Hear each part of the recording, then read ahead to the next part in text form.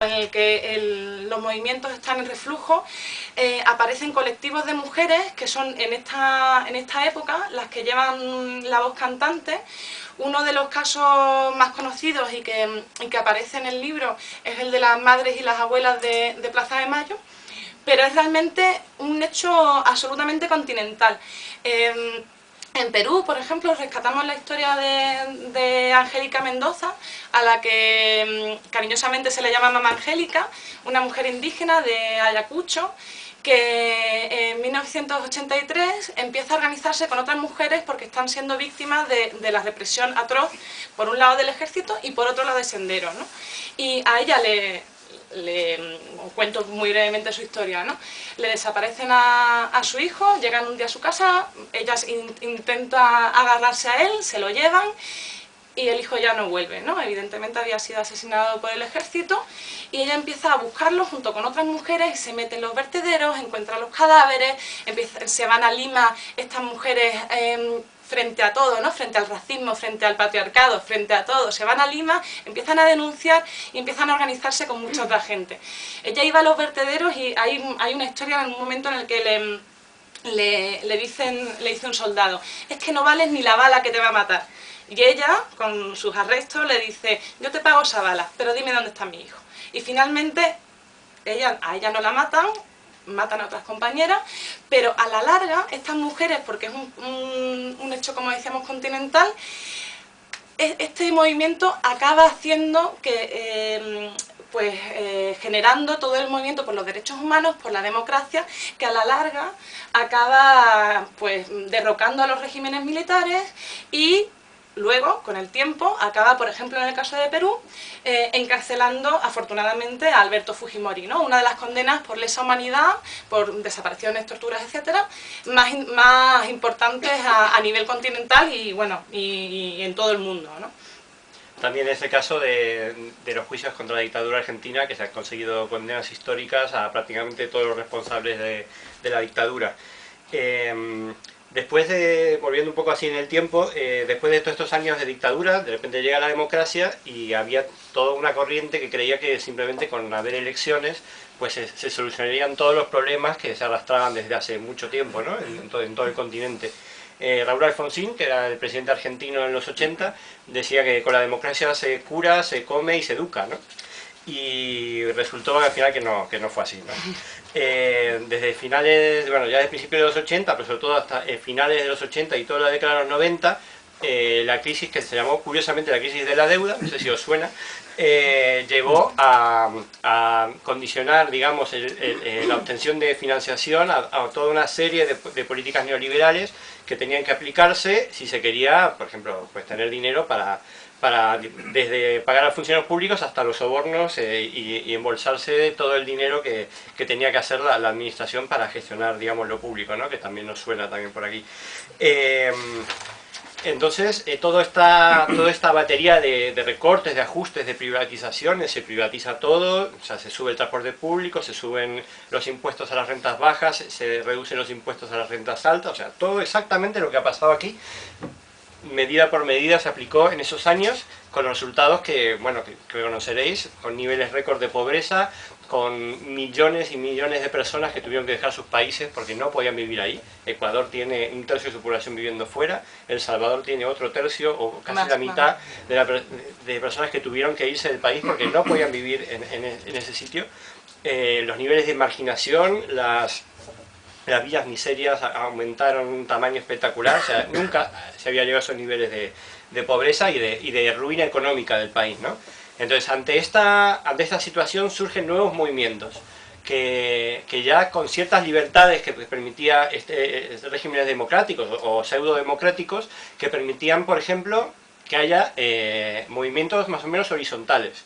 O sea, por ejemplo, ya no tenía que estar en la clandestinidad, ya no tenía que ser una estructura vertical, ya permitía, de repente, que se pudiera hacer desde las bases, con asambleas. Entonces estos nuevos movimientos empiezan a empoderarse hasta que llega el año 2000, que se puede hablar que se da en América Latina la primera gran victoria contra el neoliberalismo, que es la guerra del agua en Cochabamba. No sé si os acordáis que hubo una película que se llama también La lluvia, que bueno, que se llama así porque la multinacional Bechtel quería cobrar hasta el agua de lluvia que caía y que los habitantes de los barrios pobres de Cochabamba recolectaban con infraestructuras hechas por ellos mismos. Entonces no solamente habían subido 300% el precio del agua, sino que querían cobrarles por algo que habían hecho ellos mismos, ¿no? Entonces, después de 2 semanas de bloqueos en las calles, unos nuevos actores que nadie esperaba que surgieran, porque no eran ni los viejos sindicatos, no eran los viejos partidos, no era Evo Morales, no era, o sea, eran lo que alguna gente llamaba las multitudes, una nueva forma de organización completamente novedosa, ¿no? Y después de 2 semanas de barricadas, consiguen expulsar a la Bechtel y que el servicio del agua vuelva a ser pública. Y digamos, este es un caso, hay algunos anteriores, digamos, este es el más importante de esa época, pero lo que decíamos del efecto contagio, ¿no? O sea que esta sensación de que se podía conseguir algo también influye, por ejemplo, que 2 años después pasa lo mismo en Arequipa, en Perú, que también echan para atrás la privatización de la electricidad, o en El Salvador en el mismo año que consiguen también echar para atrás la privatización de la sanidad, ¿no? Pero no solo se consiguen tumbar privatizaciones, todos estos nuevos movimientos realmente consiguen poner entre las cuerdas a todos estos presidentes neoliberales que se habían dedicado a robar, a estafar y a hacer enormes transferencias de capital desde las rentas bajas a las altas, ¿no? Exactamente igual que aquí. Entonces, bueno, os voy a leer la lista de presidentes que se consiguen tumbar porque o sea, es larga, así que para no equivocarme la digo. Es larga, afortunadamente. En 1997, los movimientos sociales tumban a Abdalá Bucaram en Ecuador. En el 2000, a Yamil Maguad también en Ecuador. Estaban que lo tiraban. En el 2001, los movimientos tumban a Fernando de la Rúa en Argentina. En 2003, en Bolivia, los movimientos sociales tumban a Gonzalo Sánchez de Lozada. Todos presidentes neoliberales que entregaban todas las riquezas a los, digamos, a las multinacionales. Y que además en este caso concreto es bastante descriptivo que Gonzalo Sánchez de Lozada, Goni también llamado, había sido educado en Estados Unidos y seguía teniendo acento inglés. O sea, un poco para que nos demos cuenta, ¿no?, de la diferencia, ¿no? En 2005 en Bolivia volvían a tumbar a otro presidente neoliberal que se llama Carlos Mesa, y también ese año, en 2005, en Ecuador se tumba a Lucio Gutiérrez, otro presidente con políticas neoliberales.